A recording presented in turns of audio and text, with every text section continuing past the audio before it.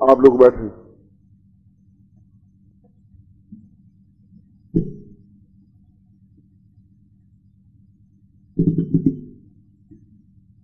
आज सुबह उनका आग्रह जरूर आया था कि सप्तमशी, क्योंकि भगवान महाकालेश्वर को तत्वेश्वर कहा गया है। वैदिक जितने भी ग्रंथ हैं, उन सारे वैदिक ग्रंथों में उनको तत्वेश्वर के नाम से पुकारा गया। शुरू में इनका नाम महाकालेश्वर नहीं था।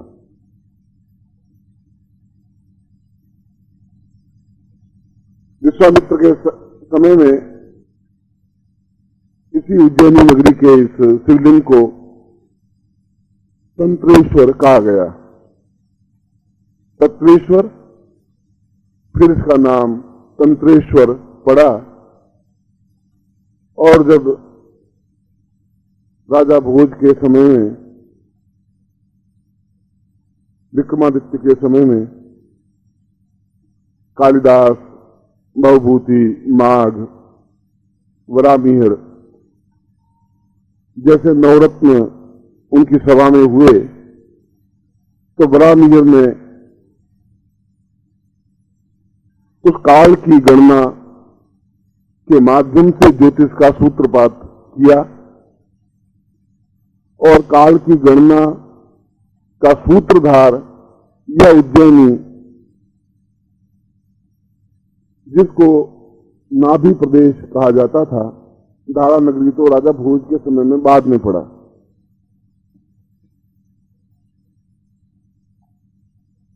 और जहां निरंतर भगवान शिव की जटाओं से धाराएं बहती रहती थी, जहां ज्ञान की धारा बहती थी, वहां वरामिहिर में विक्रमादित्य आज से 2052 वर्ष पहले उन्होंने इस नाभि प्रदेश को पूरे आर्यावर्त का एक धुरी बता करके यहीं से ग्रहों की गणना प्रारंभ की। तभी से इसका नाम काल की गणना प्रारंभ करने की वजह से कालेश्वर कहा गया, महाकालेश्वर कहा गया। तत्वेश्वर, तंत्रेश्वर, महाकालेश्वर, जहां काल की गणना हो सके, जहां से काल की गणना प्रारंभ की गई। और उसके बाद में तीनों ही रूपों में भगवान महाकालेश्वर या तत्वेश्वर या तंत्रेश्वर हमारे सामने विद्यमान है। इसका प्रमाण यह है कि इसके गर्भगृह में जब अंदर जाते हैं तो बिल्कुल सामने वासुकी सर्प उस शिवलिंग पर स्वतः निर्मित है और वासुकी का जो फन है उसके ऊपर तत्वमसी क्रिया का संपूर्ण विवरण अंकित है स्वतः। इसका तात्पर्य यह है कि उस वासुकी के फन पर, उस वासुकी के फन पर जो तत्व है, उस तत्व पर पूरी धरती टिकी हुई है। जैसा हमारे पुराणों में वर्णन है कि वासुकी के सर्प पर, वासुकी के फन पर पूरी पृथ्वी टिकी हुई है। वासुकी का मतलब है काल, सर्प का मतलब है काल। और उस यमराज ने, काल ने उस तत्वमसी को पूरी तरह से संपन्न किया, जो कि ब्रह्मांड से प्राप्त ज्ञान है। उसमें यदि आप सूक्ष्म दर्शक यंत्र से उस शिवलिंग को देखें, क्योंकि उसके ऊपर हजारों मन दूध और हजारों मन पानी, हजारों मन शक्कर, हजारों मन शहद इतना ऊपर बह चुका है कि अक्षर धूमिल से हो चुके हैं मगर अक्षर समाप्त नहीं हुए हैं। और उसमें उस तत्वमसी साधना या तत्वमसी क्रिया के बारे में विस्तार से तो नहीं मगर सूत्रपात रूप में, सूत्र के रूप में समझाया है। इसका तात्पर्य हुआ कि जिसने तत्वमसी क्रिया समझी उसने पूरी पृथ्वी के ज्ञान को समझा। जिसने तत्वमसी क्रिया समझी उसने काल को पहचाना, काल को अपने हाथ में लिया। उस तत्वमसी क्रिया को समझा, वह वासुकी को अपने गले में डाल करके भगवान शिव के समतुल्य बनाए गण बना। और उस तत्वमसी क्रिया को समझने का तात्पर्य है कि हम स्वयं भगवान शिवो हम अभियुक्त से शिवमय बन सके, जहां मृत्यु पास नहीं होता। चंद्रशेखर माश्रये मम किम करिष्यति वै यमः। यम क्या कर सकता है जब महाकाल ये चंद्रशेखर मेरे सामने विद्यमान है। और उस तत्व की आग और ज्वाला से दग्ध भगवान शिव स्वयं उस शीतलता को प्राप्त करने के लिए ललाट पर चंद्रमा को लगा दिया, जिससे कि निरंतर अमृत वर्षा होती रहे। इतना तेजस्वी मंत्र है, इतना तेजस्वी क्रिया है कि उस मंत्र के माध्यम से भगवान शिव जैसे ऑर्डरदानी और महादेव भी एक तप्तमय बन गए, अंगारमय बन गए। और यदि आप और शिवलिंग को ध्यान से देखें तो सामने का भाग तांबे के रंग का है और बाकी 3 भाग दूसरे काले रंग के हैं। एक भूरे रंग का है, एक तीसरे रंग का, अंत का काल बिल्कुल काले रंग का है। वह सामने वाला इतना बिल्कुल भूरे रंग का क्यों है? वह उसकी एक दाहक प्रचंड ज्योति का एक प्रवाहक है। यह एहसास है, ज्ञान है कि उसके उन चारों रूपों में तत्वमसी या तत्वेश्वर महादेव, या जैसा विश्वामित्र संहिता में बताया है तंत्रेश्वर महादेव, जैसा विक्रमादित्य के समय बताया है कि महाकालेश्वर, उन तीनों ही रूपों में, क्योंकि भगवान शिव चौथे रूप में ईशान कोण में विद्यमान रहते हैं और काल ईशान कोण में खड़ा नहीं हो पाता। पूर्व पश्चिम उत्तर, अग्नि वायव्य नैऋत्य, आकाश और पाताल, सब जगह काल की गति संचरित है। ईशान कोण में ईशाने कालम न भवति, ईशान कोण में काल खड़ा होता ही नहीं है। इसलिए महाकालेश्वर की पूजा ईशान कोण में खड़े होकर के ही की जा सकती है। और यह जो सामने का भाग है उसका जहां बिल्कुल भूरापन ज्यादा दिखाई देता है वह अपने आप में, और जहां वासुकी अंकित है वह ईशान कोण है। उस ईशान कोण में खड़े होकर के तत्वमसी क्रिया की जाती है, पूजन किया जाता है, अर्चन किया जाता है। यह उसकी मूल पद्धति है। यह मूल पद्धति ग्रंथों में लोप हो गई। इसलिए लोप हो गई कि पहले के जमाने में जो भी ज्ञान था वह मुख से मुख को दिया जाता था। गुरु अपने शिष्य को सिखा देता था, शिष्य अपने शिष्य को सिखा देता था। इस प्रकार से मौखिक कंठस्थ करने की क्रिया प्रारंभ हुई थी वैदिक काल से। ताड़पत्र और भोजपत्र तो बहुत बाद में आए। यह मौखिक गणना स्मरण शक्ति के अभाव में धीरे धीरे लुप्त होती गई और बीच में 5000 8000 वर्षों का ऐसा अंतराल आया कि ज्ञान अपने आप में लुप्त हो गया, क्योंकि उनको याद करने की पद्धति समाप्त हो गई, स्मरण करने की पद्धति समाप्त हो गई, कंठस्थ करने की पद्धति समाप्त हो गई। जब भोजपत्र और ताड़पत्र बने तो देख करके बोलने की पद्धति शुरू हुई, और जब शुरू हुई तो मस्तिष्क ने अपना काम करना न्यून कर दिया। मेरे बाल्यावस्था में जो भी रुद्राष्टाध्यायी या शिव महिम्न स्तोत्र जो प्रारंभ में मुझे रुद्राष्टाध्यायी सिखाया, और उसके स्वर किस प्रकार से उनकी हाथ की क्रियाओं के माध्यम से मंत्र का उच्चारण किया जाता है। कल आपने देखा होगा पंडित लोग बोल रहे थे ओम नमः संभवाय, हाथ हिल रहा था उनका। ये स्वर है कि एक काल को रिंझाने की वह भुजंग है जिसके माध्यम से उस भगवान तत्वेश्वर को या भगवान तंत्रेश्वर को रिंझाने की एक क्रिया है। वे हाथ की मुद्राएं हैं। और हाथ की मुद्राओं का तात्पर्य इशारा नहीं है, वह उनको एक जैसे भुजंग उनके सामने नृत्य करता रहता है। काल, भुजंग का मतलब काल, सर्प, सर्प का मतलब मृत्यु, यम। और जब जिसके सामने यम नृत्य करता है, जिसके सामने काल नृत्य करता है, जिसके ऊपर पूरी पृथ्वी अवस्थित है, वह तत्वेश्वर भगवान शिव अपने आप में उस दग्ध होते हुए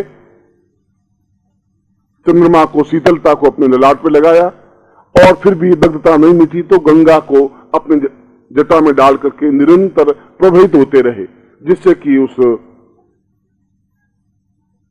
गर्मी को, उस दाह को, उस दग्धता को कुछ ठंडा किया जा सके। इसीलिए वह तत्वमसी ज्ञान और तत्वमसी साधना लोप हो गई। जब ज्ञान नहीं रहा कि महाकालेश्वर उज्जैनी, तो एक आदि ऋग्वेद में भी इसका वर्णन है, जो हमारा आदि ग्रंथ है, जो जब आर्यों ने पहली पहली अपनी आंख खोली, जब पहली पहली सभ्यता का आविर्भाव हुआ, जब पहली पहली बार हम समझे कि हम क्या हैं, तुम क्या हो, हमारे और देवताओं के बीच में क्या समानता है, हम कैसे देवता की श्रेणी प्राप्त कर सकते हैं, उन ऋषियों और देवताओं का आपसी संबंध, काल की गणना, और उसका सारा वर्णन ऋग्वेद में वर्णित है। और ऋग्वेद का 21वां अध्याय और यजुर्वेद का 21वां अध्याय भी रुद्राष्टाध्यायी है। जो कल पाठ हो रहा था वो यजुर्वेद संहिता का 40 अध्याय में से एक अध्याय है। उसमें उस तत्वमसी क्रिया और उसकी साधना पूर्ण रूप से आज भी अगर पूरी पृथ्वी पर जीवित है तो महाकालेश्वर शिवलिंग के उस भुजंग के ऊपर अंकित अक्षरों में जीवित है, और कहीं किसी ग्रंथ में अब जीवित नहीं बची।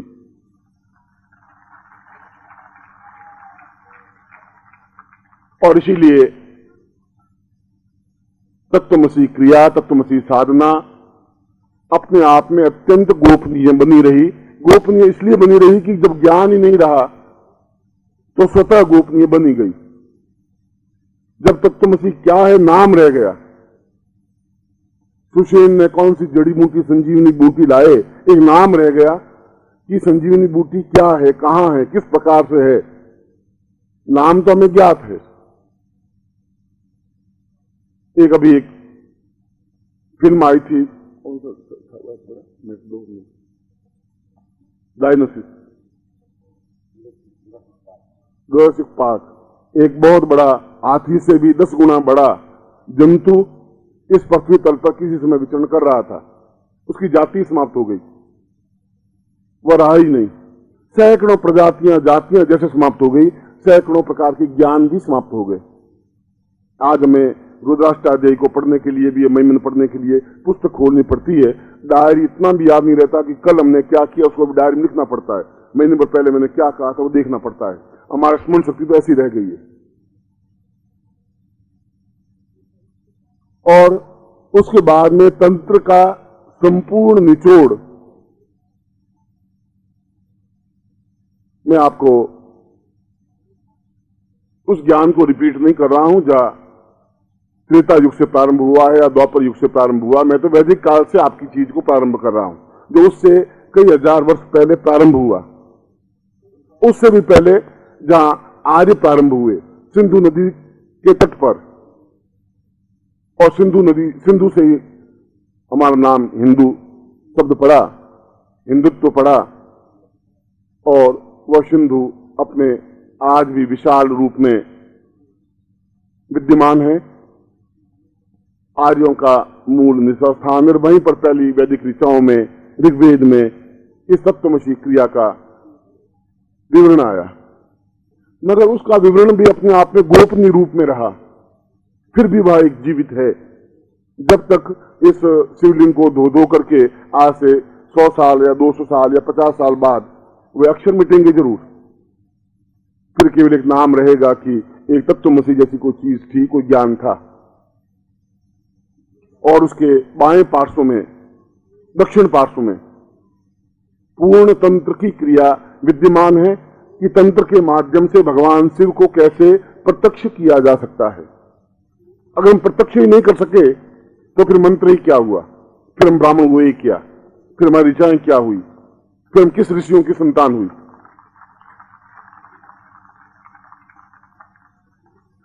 मैं अपने पुत्र को बुलाऊं और वो आवे नहीं तो पुत्र ही क्या हुआ। मैं अपने पिता को बुलाऊं और वो आवे नहीं, वह पिता ही क्या, और वो शिष्य क्या हुआ जो कंपेल नहीं करे, बाध्य नहीं कर दे गुरुदेव को कि वो करे ही, वो शिष्य भी क्या हुआ।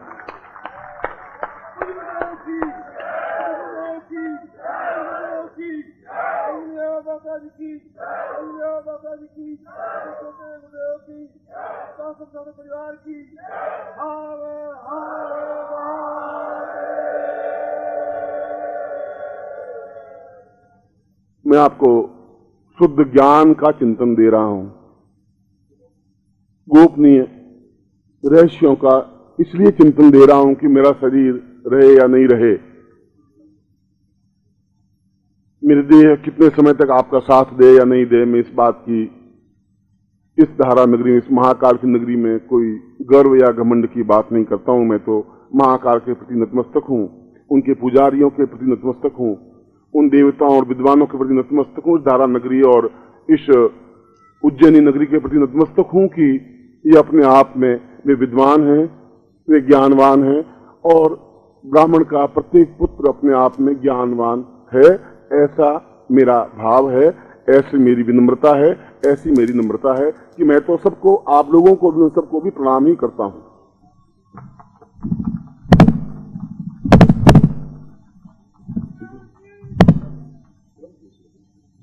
बात का क्रम मत तोड़ो।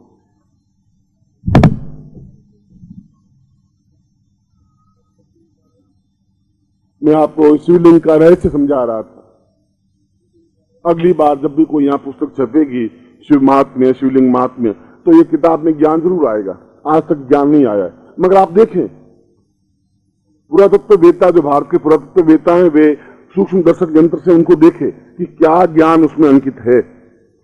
उसके दक्षिण पार्श्व में पूरा तंत्र का विधान अंकित है कि किस तंत्र के माध्यम से, किस प्रकार से भगवान शिव को साक्षात प्रत्यक्ष किया जा सकता है।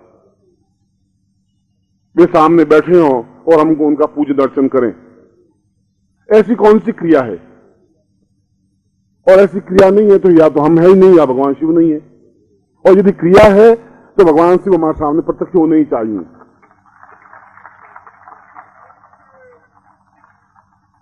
उसमें भी ये बताया गया है कि इस विधि से, इस तरीके से, इस तंत्र के माध्यम से, इन मंत्रों के माध्यम से भगवान शिव को, उस तंत्रेश्वर को साक्षात सामने पूर्ण रुद्र रूप में उपस्थित किया जा सकता है, और तभी से उनका नाम रौद्र पड़ा।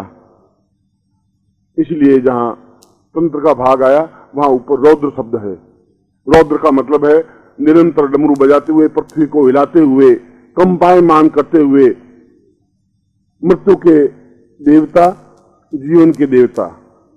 क्योंकि मृत्यु नहीं होगी तो जीवन नहीं बनेगा, और एक पूरे चक्र को बिल्कुल गतिशील करते हुए हम अपने जीवन काल में ही, यदि हमारा सौभाग्य हो, जब हमें ज्ञान होगा तो हम उसकी खोज में निकलेंगे। ज्ञान होगा तो कहीं कहीं हम जाके बैठेंगे। ज्ञान होगा कि हरिद्वार ये है तो हरिद्वार में जाएंगे। जब ज्ञान ही नहीं होगा कि हरिद्वार कोई चीज है या गंगा कोई चीज है, तो हम कहां जाएंगे? यदि आप गंगोत्री से गौमुख की ओर जाएं तो चीड़वासा एक स्थान आता है, चीड़वासा, और फिर उसके आगे भोजवासा स्थान आता है। उसके आगे लाल बाबा का आश्रम है, और उसके बाद जहां पहली बार गंगा की बूंद बनती है वह गौमुख स्थान है। मैं अपने शिष्यों को लेकर के 5 या 6 साल पहले गया था। 6 साल हुए होंगे या 7 साल कुछ, और 300 शिष्य साथ में थे, 1-2 नहीं। यदि आप कभी जाएं तो आप देखें कि सामने विशाल बर्फ जमा हुआ पहाड़ है, जहां गौमुख प्रारंभ होता है, जहां गंगा की बूंद बनती है, और वहां आप और निरंतर सूर्य की किरणें उसके ऊपर पड़ती है, बर्फ पिघलता है और बहता हुआ नीचे धारा बनती है। पहली बूंद बनती है, 1 बूंद, 2 बूंद, 4 बूंद, फिर पतली सी धारा और हरिद्वार में आकर के पूरी नदी का रूप धारण कर लेती है। गंगोत्री में आकर के पूरा गंगा नीचे उतर जाती है, गंगोत्री गंगा उतरी। मगर यदि आप कैमरे से उसका फोटो, बर्फ का फोटो खींचे तो उसमें बर्फ का फोटो आएगा ही नहीं, भगवान शिव का साक्षात फोटो आएगा। ये अपने कैमरे से आप देख सकते हैं। ये अपने आप में अनोखी घटना है। आप जाएं और बर्फ को देख करके, बर्फ को छू करके और बर्फ के गोले बना के एक दूसरे को फेंक करके वापस आ जाएंगे। ये ज्ञान ही नहीं है कि यह कितना विशाल अपने आप में ज्ञान है कि भगवान शिव प्रत्यक्ष नहीं है। आप देख लें, सैकड़ों वर्षों से बर्फ पिघल रहा है, बिल्कुल जैसे जटाएं हैं, जटाओं से एक बूंद नीचे निचुट रही है। और मैं बात कर रहा था भोजवासा की, और भोजवासा नाम इसलिए पड़ा था कि हजारों लाखों पेड़ भोजपत्र के थे। मैं सन्यासी रूप में उन पेड़ों को देख चुका हूं, जहां सूर्य भी जमीन पर नहीं आ सकता था, पेड़ से पेड़ सटा हुआ था। और आज से 5 साल पहले जब मैं गया तो केवल पूरे भोजवासा क्षेत्र में एक भोजपत्र का पेड़ जिंदा बचा हुआ था, सूखा हुआ, जिसके चारों तरफ गवर्नमेंट ने बाढ़ बना दी थी, इसलिए कि हमारी पीढ़ी कम से कम देख सके कि भोजपत्र का पेड़ ऐसा होता है बस। और आने वाली पीढ़ियां किताबों में पढ़ेगी कि भोजपत्र जैसी कोई चीज होती थी। हमने देखा ही नहीं। ठीक उसी प्रकार से हमने उस तंत्र को समझा ही नहीं। हमारी पीढ़ियां भोजपत्र कैसा होता है नहीं देख पाएगी। हमने नहीं देखा कि भोजपत्र का पेड़ कैसा होता है। वह एक रुका हुआ पेड़ जरूर है, कभी गिर जाएगा तो वह भी समाप्त हो जाएगा। वो भी चारों तरफ बाढ़ बना करके एक पहरेदार सैनिक की नियुक्ति कर दी है, आर्मी है उधर, इसलिए कि यह पेड़ तो जीवित रह सके, उसको काट करके कोयले बना देते। जहां लाखों पेड़, जहां सूर्य नीचे धरती पर आ नहीं सके, असूर्यम पश्चात उस धरती को कहा जाता था जिस भूमि को सूर्य स्पर्श नहीं कर सकता था। उस धरती पर अब धूप के अलावा कुछ बचा ही नहीं। ये तो भारत सरकार की इच्छा है, आकांक्षा है, जैसा वो जो भी हमारा देश जिस प्रकार से रखे। मैं उसके ऊपर कोई ऐसे 3-4 बार मैं कह चुका हूं अपने कई बार प्रवचनों में। ठीक उसी प्रकार से जब हमें ज्ञात ही नहीं होगा कि तत्वमसि क्या चीज है, तो हम केवल नाम स्मरण कर पाएंगे। तंत्र क्या है उसका नाम स्मरण कर पाएंगे। भगवान शिव को कैसे साक्षात किया जा सकता है केवल किताबों में पढ़ लेंगे, और भी किताबें भी रहेगी नहीं, क्योंकि उन किताबों में भी कितना सही है, क्या सही है, महाकाल शिवलिंग क्या है, प्रारंभ में वैदिक काल में उसका नाम क्या था। ऋग्वेद में कहीं महाकाल का शब्द नाम नहीं है। ऋग्वेद में लक्ष्मी का नाम नहीं है, श्री नाम है। लक्ष्मी तो बाद में जहां देवताओं और दानवों का युद्ध हुआ, जहां समुद्र मंथन हुआ, तब उसमें से जो निकली वह अपने आप में लक्ष्मी की क्रिया, जहां भगवान विष्णु ने उससे शादी की। और उसके दक्षिण पार्श्व में जहां तंत्र की संपूर्ण व्याख्या है, वही वाम पार्श्व में बाएं भाग में महाकाल की पूजन विधि पूर्ण रूप से अर्चित है, जो रावण ने महाकाल की विधि स्पष्ट की थी, क्योंकि वो अपने आप में अद्वितीय योगी और सन्यासी, विद्वान, ज्योतिषी और अद्भुत व्यक्तित्व था। उसमें दर्प था, घमंड था, अहम था, प्रतिशोध की भावना थी। वह एक अलग विषय है। हम उस विषय को उसकी विद्वत्ता से नहीं जोड़ सकते। दुर्वासा तो उससे भी ज्यादा क्रोधी था। उस क्रोध से दुर्वासा का ज्ञान को नहीं जोड़ सकते। दुर्वासा अपने आप में, ज्ञान एक अलग चीज है, क्रोध एक अलग चीज है। जहां ज्ञान होगा वहां क्रोध आ सकता है। क्रोध अपने आप में कोई दुर्गुण नहीं है। अगर क्रोध दुर्गुण होता तो भगवान शिव को फिर रौद्र रूप कहते ही नहीं, उनको फिर रुद्र नहीं कहते। मगर क्रोध नियंत्रित हो, हमें ज्ञान हो, हम क्रोध को नियंत्रित कर सके। और चौथा भाग अपने आप में खाली है, जो ईशान कोण में है। और जहां पर खड़े होकर के उन तीनों ही रूपों की पूजा की जाती है। यह तो एक शिवलिंग का एक संक्षिप्त वर्णन है। उसको यदि उस तत्व को, उस तत्वमसी जो क्रिया उस पर लिखी हुई है वह सूत्र रूप में लिखी हुई है। सूत्र रूप में ऐसे कि 12 स्वर होते हैं या 12 स्वर हो। अब 12 स्वरों को तब तक नहीं समझोगे जब 12 स्वर कौन कौन से हैं, जब तक नहीं समझोगे तो फिर आप 7 स्वरों पे घूम जाएंगे, सारे गम प। उसने लिखा 12 स्वर, और हमारी हिंदी भाषा में लिखा है कि स्वर है और बाद में व्यंजन है। तो ठीक उसी प्रकार से 12 स्वर लिख दिया। अब जब तक पंडित इस बात को समझेगा नहीं कि 12 स्वर कौन कौन से हैं, तब तक उसके आगे नहीं बढ़ सकता। तत्वमसी साधना उस छोटे से इतने से शिवलिंग में जो पूर्ण विधि यदि हम लिखें तो कम से कम 2000 ग्रंथों में उसकी व्याख्या आ सके, वह एक सूत्र रूप में वर्णित है, फिर भी वह जीवित है उस समय तक जब तक महाकाल हैं। और महाकाल तो करोड़ों करोड़ों वर्षों तक जीवित हैं, और उनसे महाकाल से प्रार्थना है कि उन पे अंकित वह विधि भी हम लोगों के लिए जीवित रह सके।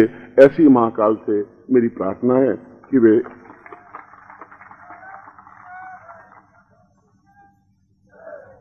इसलिए आपने जो आज उन विद्वानों ने, मैं तो पहले ही कहा है कि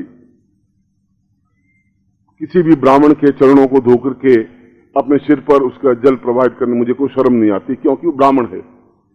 किसी भी सन्यासी, मूर्ख सन्यासी और अविद्वान सन्यासी को भी मैं हाथ जोड़ के प्रणाम कर लेता हूं, क्योंकि उन्होंने भगवे कपड़े पहन लिए हैं। चाहे उसके अंदर स्वार्थ है, लालच है, वह उसका एक अलग विषय है। मैं तो उसके भगवे कपड़ों को, कि उन्होंने हमारे भगवे कपड़े शंकराचार्य ने पहने थे, उन्होंने एक ज्ञान दिया था, एक चिंतन दिया था। विश्वामित्र ने पहने थे, उन्होंने ज्ञान दिया। वशिष्ठ ने पहने, उन्होंने ज्ञान दिया। इसलिए उनके वस्त्रों को मैं हाथ जोड़ के प्रणम्य करता हूं, चाहे वह मेरा शिष्य भी हो, और यदि उन्होंने संन्यास लिया है तो मेरा धर्म, मेरा कर्तव्य है कि मैं उनको प्रणामांजलि दूं। इसलिए मैं जो भी विद्वान हैं, जो भी पुजारी हैं, जो भी कार्यकर्ता हैं, जो गण हैं, उन सबको प्रणम्य भाव है। मगर ज्ञान एक अलग चीज है। ज्ञान का उन कपड़ों से कोई संबंध नहीं होता। शिवलिंग को रगड़ने से ज्ञान का कोई संबंध नहीं बनता।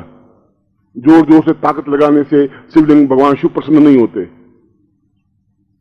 मैं उस बात को रिपीट नहीं करता कि रामचरितमानस क्या होती है, गीता क्या होती है, भागवत क्या होती है, या रुद्राष्टाध्यायी क्या होती है, कैसे, इसको मैं नहीं करता हूं।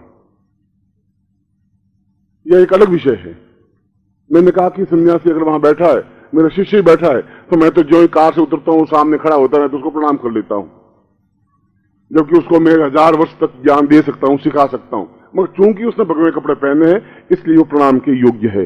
इसलिए महाकाल प्रणाम के योग्य हैं, क्योंकि वे महाकाल हैं। इसलिए मैं उनको कहता हूं कि वे हमारे बीच में विद्यमान रहें उज्जैनी में, और उसके ऊपर जो ज्ञान अंकित है, वह ज्ञान कभी न कभी पुस्तकों में आ जाए तो आने वाली पीढ़ियां कम से कम उस ज्ञान को अनुभव कर सकें, देख सकें, समझ सकें कि तंत्र क्या है, तत्व क्या है, तत्व ईश्वर क्या है, वह विधि क्या है, वह साधना क्या है। उस तत्वमसी साधना में क्या है कि हमारे अंदर एकदम से विस्फोट होता है। अगर भगवान शिव एकदम से लाल सुर्ख बन जाते हैं तो हम पीले चेहरे बने हुए क्यों रह सकते हैं? हम भी एकदम लाल सुर्ख बन सकते हैं यदि तत्वमसी क्रिया का ज्ञान है, उसकी साधना विधि है। और इसीलिए यह दुर्गम है, यह दुष्कर है। इसलिए सन्यासी शिष्यों को भी बहुत कठिनाई से दिया जाता है। और पृथ्वी पर मुझसे भी ऊंचे, मुझसे बड़े विद्वान सैकड़ों लाखों होंगे, है नहीं है, मैं इसकी गणना में नहीं गया हूं। मगर यदि है तो मैं उनको प्रणाम करता हूं। मगर वैसे सन्यासी कोई काम के नहीं है जो गुफाओं में, हिमालय में बैठ करके अंदर बैठे हुए हैं, वे सन्यासी मेरे काम के नहीं हैं। जो बीच में आकर के, आप लोगों के बीच में आकर के जल सकते हो, बता सकते हो आपको, और दृढ़ता के साथ खड़े हो सकते हो, उनको मैं प्रणाम करने को योग्य हूं। उनमें गुफाओं में छुप कर बैठने के योग्य नहीं है। घर में घुसकर तो कोई भी बैठ जाएगा, उन गुफाओं में तो कोई भी छुप करके बैठ जाएगा। चाहे उनके पास ज्ञान है, वो ज्ञान क्या काम का? वह गुलाब का फूल क्या काम का, जंगल में खिला और मुरझाकर बिखर गया, वो क्या काम का? इसकी अपेक्षा तो मेरे बगीचे में जो गुलाब का फूल खिला है वो ज्यादा काम का है।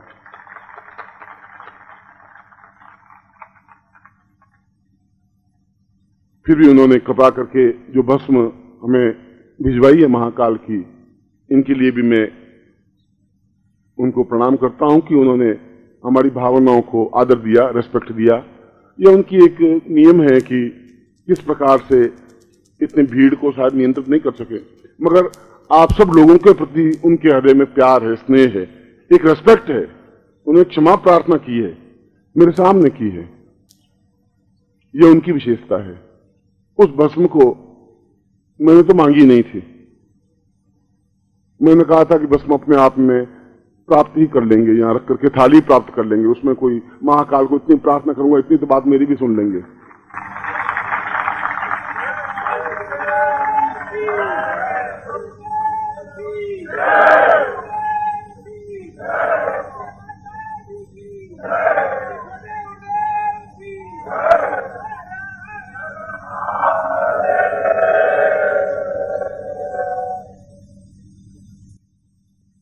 इसलिए उलझा रहा कि कल जैसे मैंने आपको कात्यायनी प्रयोग बताया था कि उस भस्म को, उस जो 5 साल बाद क्षण आना था, उस क्षण को आज ही खड़ा कर दिया।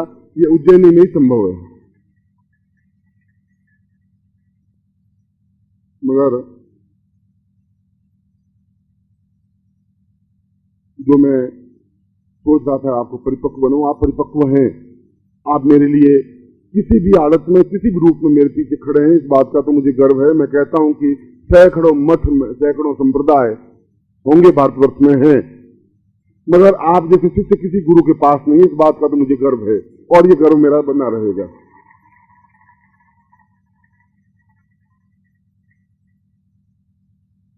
आप अलग हो ही नहीं सकते, आप प्राणों से अलग हो नहीं सकते। अगर मेरे एक संकेत पर अपने प्राणों की आहुति देख लिया, आप 24 घंटे तैयार रहते हैं। मैं आपकी मुख मुद्रा, आपके भाव, आपके विचार, आपका चिंतन समझता हूं।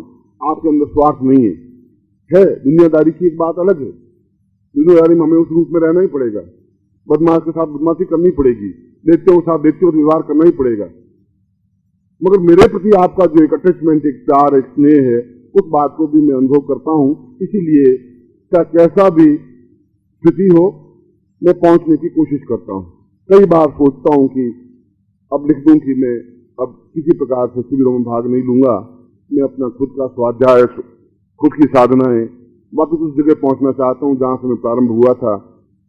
और ऐसा हर बार सोचता हूं कि इस बार अंक में दूं, इस बार अपने शिष्यों को बता दूं कि बहुत कुछ हो चुका है, मैं आपके बीच में रहूंगा। मगर फिर आपका प्यार, फिर आपका प्रेम, फिर आपकी आंखों के आंसू, फिर आपका गिड़गिड़ाना, फिर आपका दंडवत प्रणाम कर देना, फिर मुझे इस बात के लिए बाध्य कर देता है कि मैं आपके बीच में खड़ा रह सकूं, आ सकूं, आपसे बातचीत कर सकूं, आपको देख सकूं।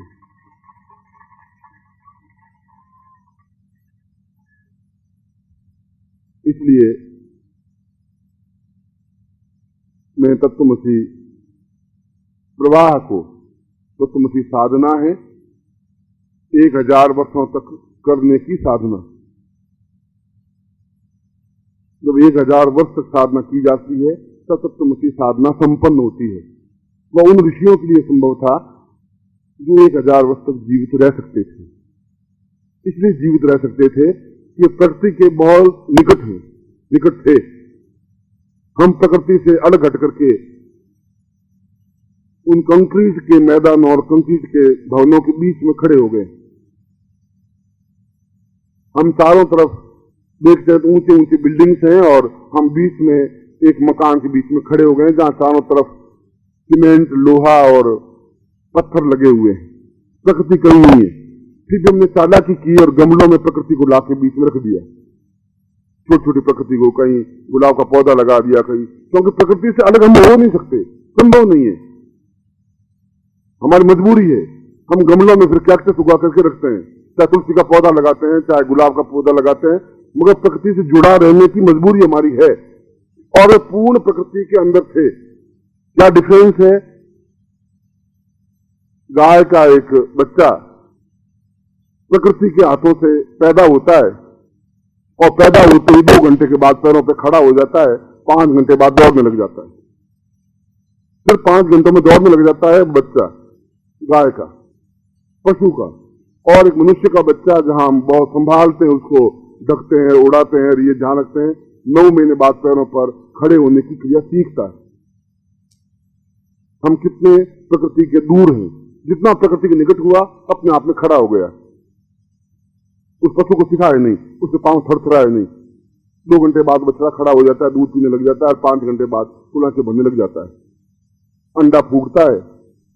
और वह चिड़ी का बच्चा केवल 8 घंटों में पंख फड़फड़ा के खड़ा हो जाता है, उड़ने लग जाता है, क्योंकि वो प्रकृति के बीच में है। वे ऋषि प्रकृति के बीच में थे, 1000-2000 वर्ष की साधना कर सकते थे, उम्र ले सकते थे। हम प्रकृति से अलग हो गए हैं और इसीलिए हमारी आयु घटती गई। मेरे दादा 100 साल के थे, मेरे पिता 80 साल के रहे, मैं साथ कितने साल का हूंगा, मेरी अगली पीढ़ी कितने साल की होगी। ये तो आप आगे की पीढ़ियां जितनी ही प्रकृति से दूर होती जाएंगी उतनी आयु को घटाती जाएंगी। जितना प्रकृति के गोद में रहेंगे उतनी हम सक्षमता बन सकेंगे, मगर हमारी मजबूरी बन गई है कि हम शहर में रहने के लिए हमारी मजबूरी है, नौकरी वही है, व्यापार वही है। इसलिए कल या परसों मैंने प्रवचन में कहा था कि हम पेड़ पौधों से बातचीत करना सीखें, अपने आप से बातचीत करना सीखें। इसलिए मैंने कहा था कि हम गुलाब से भी बात करें, गुलाब का फूल खिला हुआ है, 1 घंटे तक बातचीत करने की क्रिया सीख सकें। जितना ही हम प्रकृति से दूर हटेंगे उतनी आयु हमारी न्यून होती जाएगी। पहले 21 महीनों का गर्भ धारण करके संतान उत्पन्न होती थी। सुखदेव, वशिष्ठ, विश्वामित्र, 18 ऋषि जो ब्रह्मर्षि कहलाए, पूरे 21 महीने के गर्भ के बाद उत्पन्न हुए, पूरा शास्त्रों में वर्णन। उसके बाद में 16 महीनों से संतान उत्पन्न होने लगी, फिर 12 महीनों से उत्पन्न होने लगी। सत्यनारायण कथा में लिखा है कि पूरे 10 मास के बाद में सुंदर कन्या का जन्म हुआ। 10 महीने खत्म हुए, फिर 9 महीने के बाद संतान होने लगी, तो उनको पूर्ण संतान कही गई। और अब 9 महीने से कोई संतान नहीं होती, 8 महीने और 7.5 महीने में संतान उत्पन्न हो जाती है। आप स्वयं सोच लें कि वह कितना परिपक्व मस्तिष्क का बालक होगा, ये आप स्वयं कल्पना कर सकते हैं। और शायद आपकी उम्र में देखते देखते आपकी आने वाली पीढ़ियां 5 महीने बाद ही संतान उत्पन्न करके देख लेगी। वह केवल अधूरे बालक हैं, पूर्ण पुरुष नहीं पैदा हो सकते, ऋषि पैदा नहीं हो सकते। जब तक 21 महीने का गर्भ धारण करने की पद्धति नहीं होगी, ऐसी माएँ नहीं होगी, ऐसे गुरु नहीं होंगे, तो ऋषि पैदा नहीं हो सकते, नर पैदा हो सकते। ये आपके सामने की कथा है, आपके सामने की विधि। आपके देखते देखते आप खुद अपने बचपन में देख लीजिए कि 11 महीनों के बाद संतान उत्पन्न होती थी, 10 महीने बाद संतान उत्पन्न होती थी, फिर 9 महीने बाद संतान उत्पन्न हुई। आज से 20 साल पहले, 25 साल पहले पूरे 9 महीने से 1-2 दिन ऊपर जाते थे, या 8 महीने और 27 दिन होते थे, 9 महीने और 27 दिन। फिर 9 महीने होने लगा तो कहा गया पूर्ण गर्भ है, कहीं न्यूनता नहीं। अब उसके बाद ऑपरेशन से 7 महीने 7.5 महीने में बालक उत्पन्न कर लेते हैं, और बालक जिंदा रहता ही 4.5 फुट का, 5 फुट का, आंखें मिचमिचाता हुआ, गाल पिचके हुए चल रहे। अब मैं ऐसा पैदा कर रहे, हमारे सामने है, देख रहे हैं हम। कहां से वो 100 साल प्राप्त करेंगे? जब परिपक्व बालक ही नहीं है तो होगा कहां से? जब गुरु ही नहीं समझाने वाला, माँ ही नहीं है, तो कैसे ऐसी संतान उत्पन्न हो पाएगी? कौन समझाएगा इस क्रिया को? हमें वो क्षमता नहीं रही, गर्भ धारण करने की क्षमता नहीं रही, वह पुरुष नहीं रहे, पौरुषवान नहीं रहे। खैर, फिर भी हमारी पीढ़ी का सौभाग्य है कि हम 8 महीनों में संतान उत्पन्न कर रहे हैं। हम अगले 20 साल बाद देख लेंगे, 5 महीनों बाद संतान उत्पन्न कर रहे हैं और जीवित हैं। अब तो नलियों में बच्चे पैदा होने लगे हैं, तुम्हारी जरूरत ही नहीं। अब काय की शादी करें, काय का झंझट पाले, नली में पैदा किया, बालक निकल गया बाहर। ये फालतू हेडेक, शादी करना, घर में बसाना, रोटियां खिलाना, कपड़े लाना, गिंजी करना, मरना, जरूरत ही नहीं है। गए नलियों में बच्चा पैदा किया और नली में बच्चा पैदा हुआ, घर लेकर के आ गए। पहले भी भगवान विष्णु ने पैदा किया था ब्रह्मा को, हम भी कर लेंगे नली में से पैदा। हमारा क्या है इसमें कठिन बात? इसलिए हमारा ज्ञान उस तत्वमसी के बारे में समझा रहा था कि वह तत्वमसी अपने आप में पूर्ण रौद्र है, अपने आप में पूर्ण शरीर को पौरुषवान बनाने की क्रिया है, दीर्घायु बनाने की क्रिया है, इच्छा मृत्यु की क्रिया है। जब हम चाहें तब मरे ही नहीं। भीष्म पितामह नहीं मर सकते थे, क्यों? तत्वमसी साधना संपन्न की थी, अधूरी। कृष्ण ने उनको केवल ज्ञान इतना ही दिया था, तत्वमसी का एक हिस्सा, और उनको इच्छा मृत्यु प्राप्त हो गई थी। जब वो चाहे तभी उन्होंने देह, जब उत्तरार्ध में सूर्य आया तभी अपना देह छोड़ा, और देह छोड़ने उनकी मजबूरी इतनी हो गई थी कि बाणों के ऊपर सोए हुए थे, चारों तरफ से खून रिस रहा था। ये कभी 5000 वर्ष पहले की बात है। इसी तत्वमसी साधना आपके जीवन का सौभाग्य है। तत्वमसी साधना मेरे जीवन का एक सौभाग्य है। मेरे जीवन का सौभाग्य इसलिए है, उस ज्ञान को इस शरीर ने धारण किया है, इस देह ने धारण किया है, इस शरीर के अंदर है। इस बात का मुझे गर्व है, केवल इस साधना के ऊपर गर्व है। उस शिवलिंग पर मैं केवल 5 मिनट आपसे और लूंगा समझाने के लिए। शिवलिंग का, उस शिवलिंग पर तत्वेश्वर जहां वर्णन है, सामने भुजंग के ऊपर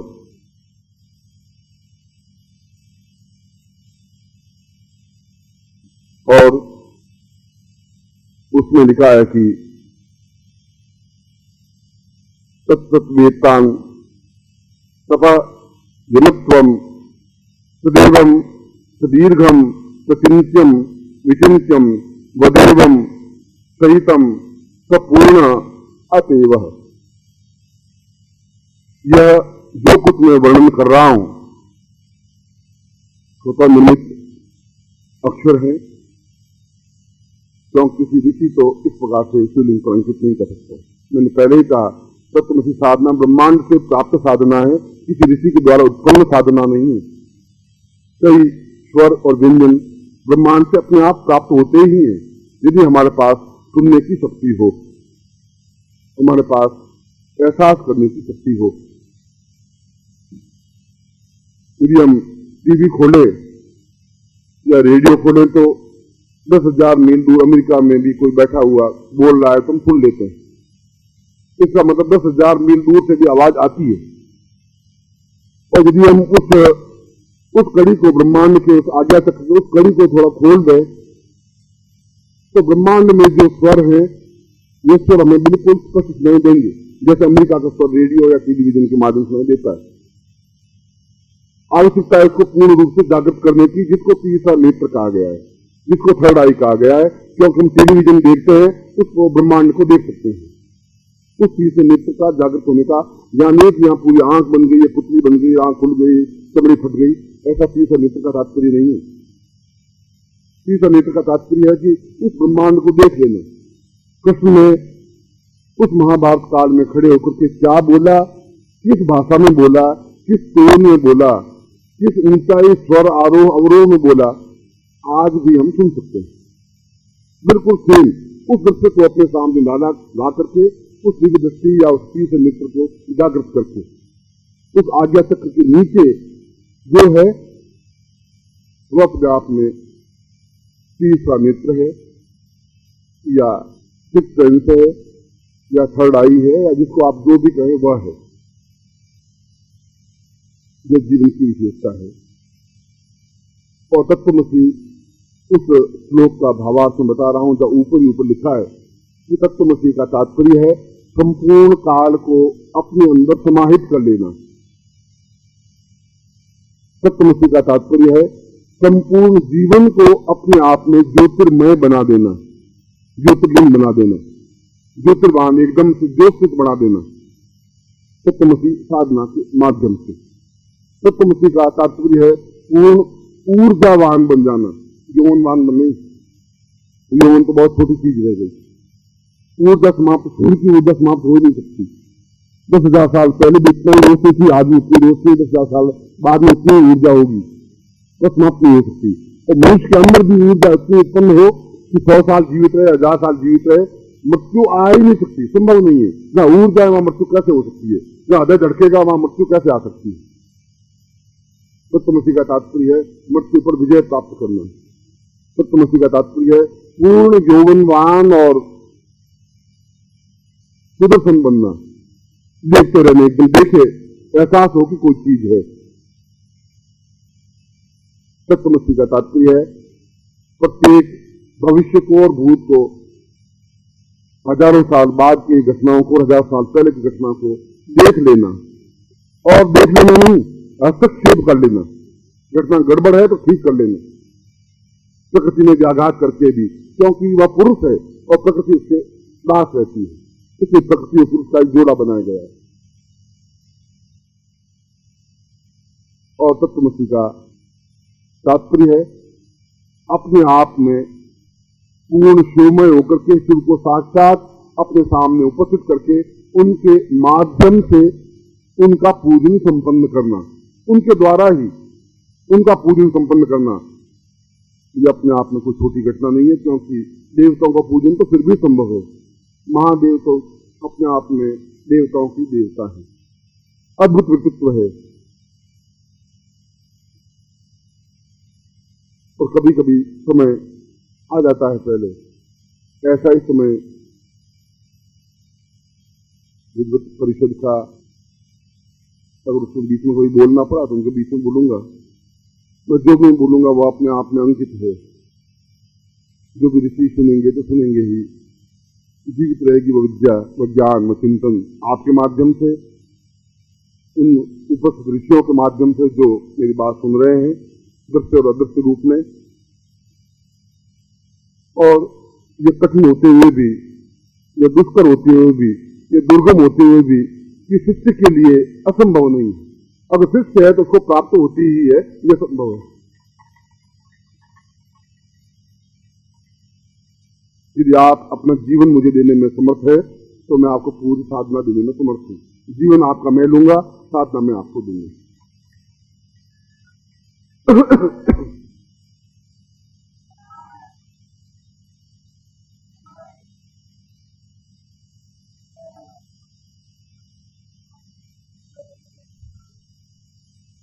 कल शिवरात्रि से पहले, और शिवरात्रि तो प्रत्येक रात्रि शिवरात्रि है, जहां हम शिवमय हैं वह रात्रि शिवरात्रि है ही। शिवरात्रि को जैसे ये नहीं फाल्गुन कृष्ण चतुर्दशी या त्रयोदशी कोई शिवरात्रि हो, जहां शिव है वहां शिवत्व है, जहां शिवत्व है वहां शिव की रात्रि हो या शिव का दिन हो, या शिव का प्रारंभ हो या शिव का अंत हो, या शिव का मध्य भाग हो या शिव का उत्तम भाग हो। ये तो हमने एक पर्व बना दिया है कि उस दिन हम भगवान शिव को याद करें। दिवाली एक पर्व बना दिया है, जहां भी घर में खुशियां हैं वह दिवाली है। यदि किसी मृत्यु हो जाती है तो दिवाली भी अपने आप में शोकमय बन जाती है। एक पर्व बनाया है, शिवरात्रि अपने आप में एक पर्व है कि हम उस भगवान शिव के प्रति आराध्य हो सके। एक श्राद्ध क्रिया बनाई कि इस दिन मेरे पिता का देहांत हो गया था, हम उनको वापस स्मरण कर सके। फिर भी शिवरात्रि का अपने आप में महत्व है। आज शाम को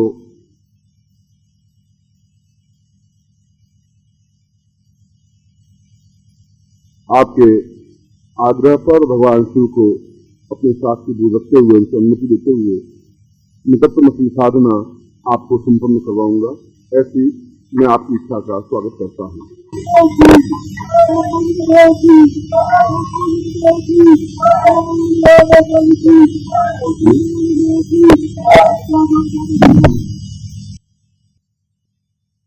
उस योग के लिए आप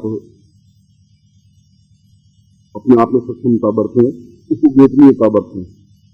गोपनीयता इसलिए कि शास्त्रों में कहा है कि गोपनीयम गोपनीयम गोपनीयम प्रयत्न प्रयत्न करके भी उसको गोपनीय रखे और प्रयत्न करके भी गोपनीय रखे।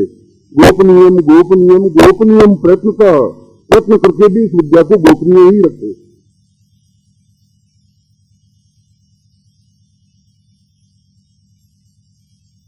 ऋषियों ने ऐसा क्यों कहा ये तो ऋषि जाने, क्योंकि वे अंतिम समय में अपने शिष्य को ज्ञान देकर के कान फूंक देकर के चले जाते थे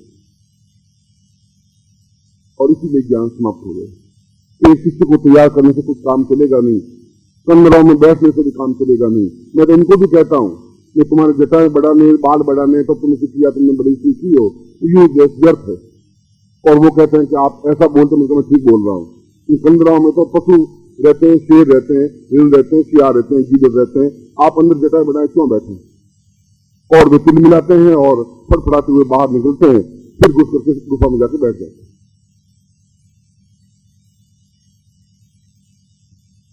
इसलिए बैठ जाते हैं कि दुनिया से जूझा जा सकता है, देवताओं से जूझा जा सकता है, शिष्यों से नहीं जूझा जा सकता। ये मेरे लिए भी संभव नहीं है।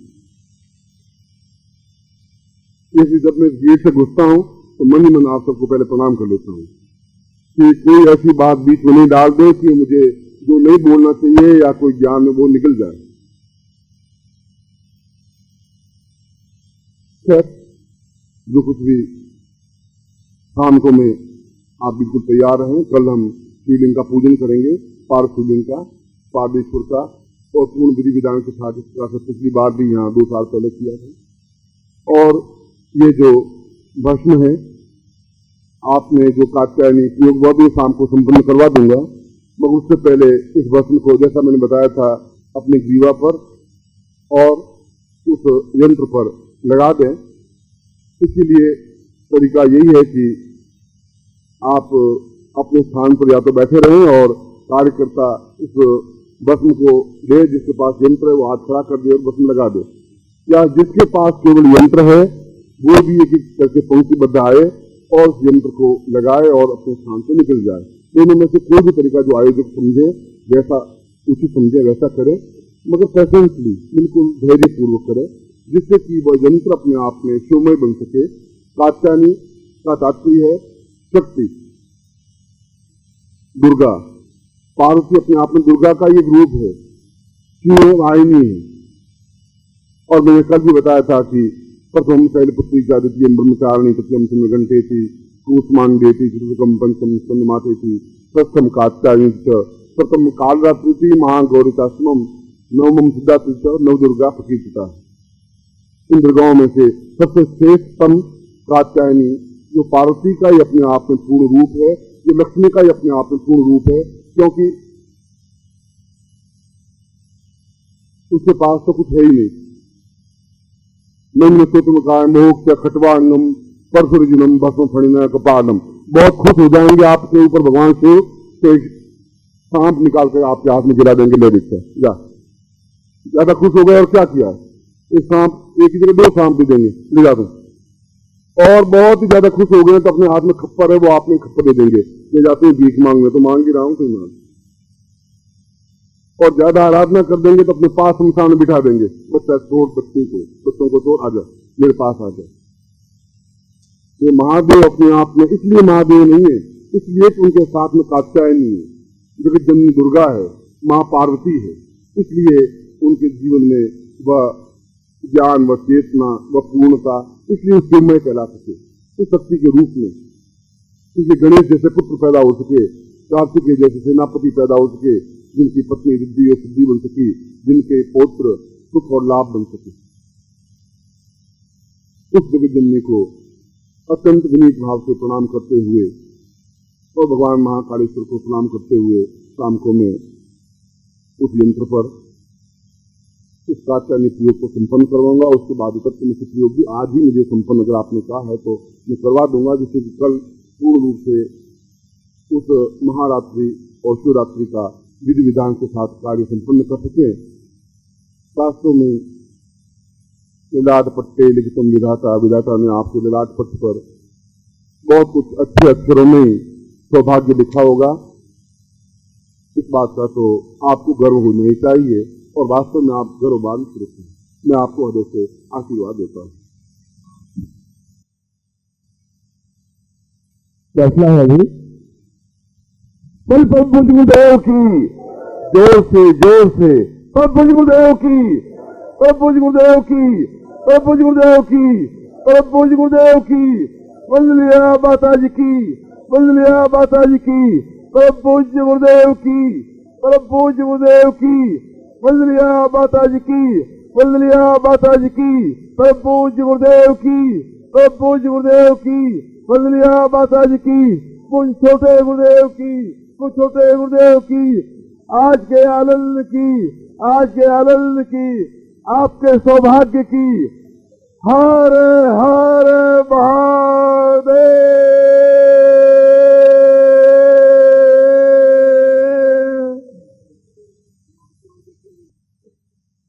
हर